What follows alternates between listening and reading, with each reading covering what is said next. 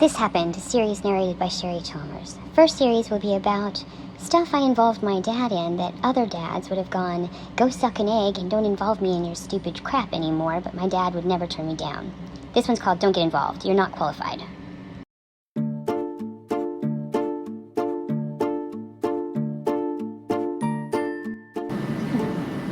Okay, do you remember when I lived at Jubilee? And you the Dollar Range I was going? And my cat went after a baby bunny. And we had the baby bunny for a few days because we thought we would save it. But it became quite apparent that the bunny was infected, which I didn't know, but like literally anytime a cat bites anything, it's gonna infect it because they're filthy. Their mouths are disgusting. But anyways, so this poor little bunny that we've kept alive and suffering for like 3 days, and it's weak as all get out. It's literally needing to be helped to get to that place. So I attempt to snap its neck, which I cannot do. I just can't. I can't get my hands around it.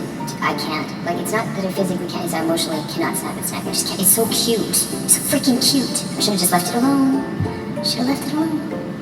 Okay, so anyways, my vegetarian at the time roommate, who's like helping with Stephanie, because we just had her. So I've got a baby in the house, 2 dogs, a cat, and my vegetarian roommate, vegan roommate, who's not going to take any part in this animal death at all.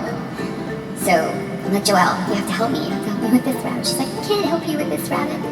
I'm like, I don't know what to do because, like, I don't know. Maybe I'll try and drown it. Fuck. I don't know if I had an internet connection at the time. I know I didn't have a cell phone and we didn't have a computer, so obviously there was no Googling. So it was just sort of left, and I've never ever killed anything like this in my life. So I don't know what the fuck to do. So I'm like, okay, let's try to do that. So I make the water warm, which probably is already not a good idea because it's comfortable and it just makes them last longer. Anyways, the cold would have been better because actually super cold would have been better. But anyway, dumb. So I try to dunk this bunny in there and it starts kicking and I'm like, no, can't do it. So I stop. So I can't do that. I'm like, you know what? And this is going to be weird, but I heard that, people can take care of themselves if they put the exhaust pipe from the car into the car and they go and it's painless and they just fall asleep. Perfect. That's what we're going to do. But I don't have a car here. So I call my dad. This is where you come in, sir. I think you're starting to remember now. So I call you and I'm like, you gotta come down here. I need your exhaust pipe. You're like, what the fuck? I'm like, no, really. Like, I kind of already started to try to kill this rabbit.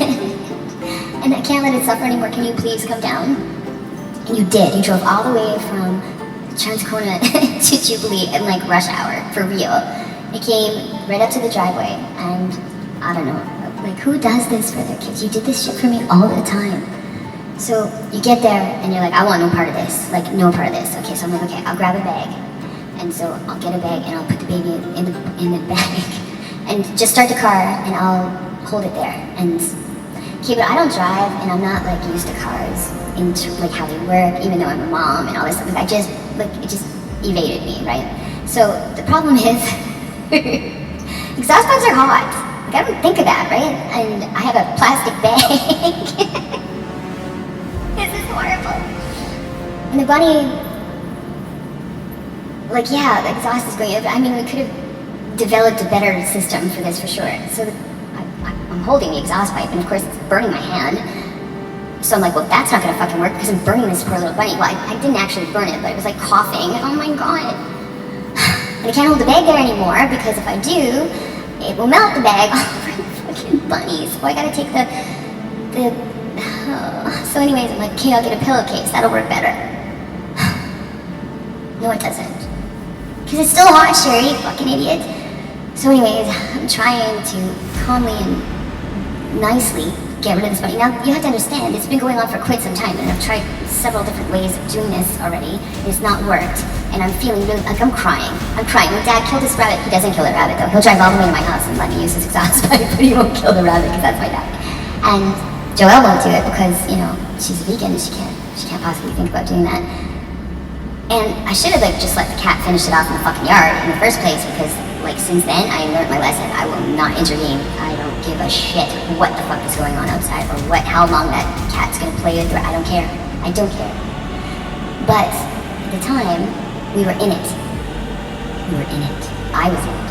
And I'm a horrible human being because I'm trying to do this stuff and I'm inefficient at it, and I'm just like making this rabbit suffer so much. Like so much. So I'm looking at it and it's just like, it's like trying to like it's breathing, because it is, but it's uncomfortable, and I know it's already got an infection and it's having a hard time and it's terrible, and so I'm like, you know what, okay, I'm just gonna, so I put it down on the ground and oh fuck man, I don't even want to admit this. Put it down on the ground and I get a big fucking boulder and I drop the boulder on the rabbit. Oh my gosh, I'm gonna cry because this is awful. It gets its stomach, but not the rest of it. Like I'm trying to get for the head and it bonked off something and it just ended up hurting it more, and I'm just like, holy fuck. So it's screaming at this point and I'm like, holy shit. Joelle and my dad are both like white. They're fucking astonished and in shock about what's going on, and I'm like, oh. So I just raise my foot and I just slam my fucking foot, like I'm wearing shoes, thank God, because like that would have been another thing.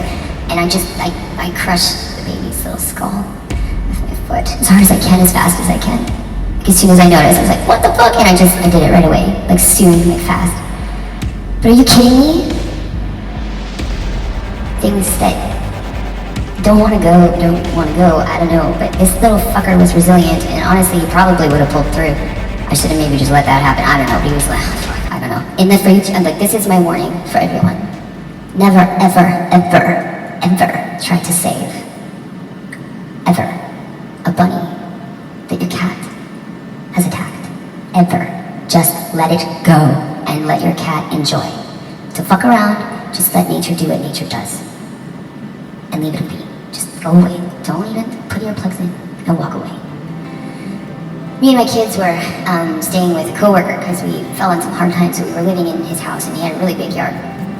And there was a bird's nest in the tree outside. And me and my kids were sharing a room, so I was trying to get them all to go to bed. So it was like, still light outside, because they're young. And I'm trying to get the baby to go to sleep or whatever, because that one was young. And we hear this, like, outside, and I'm like, oh, I bet you anything that mama bird is trying to teach the baby babies how to fly. So we were just like, have to stand up a little bit to look out the window and see a really good view of the yard. So I'm like, let's go look. So we get to the window, I'm like, this is a good teaching opportunity, like we can see something nice,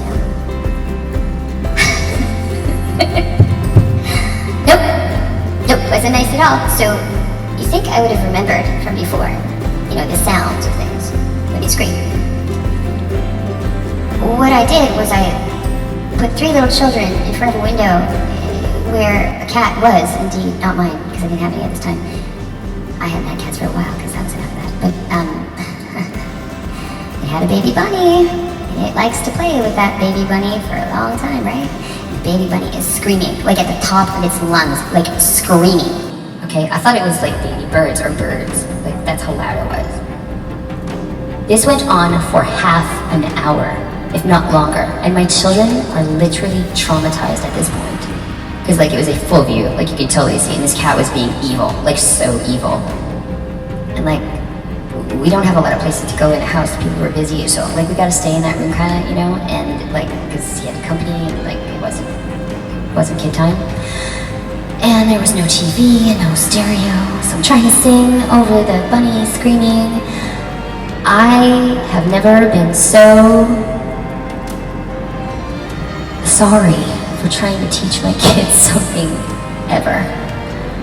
But that was the most horrific, probably traumatizing moment of my children's life. They probably don't even remember it. They probably were too young, but I do.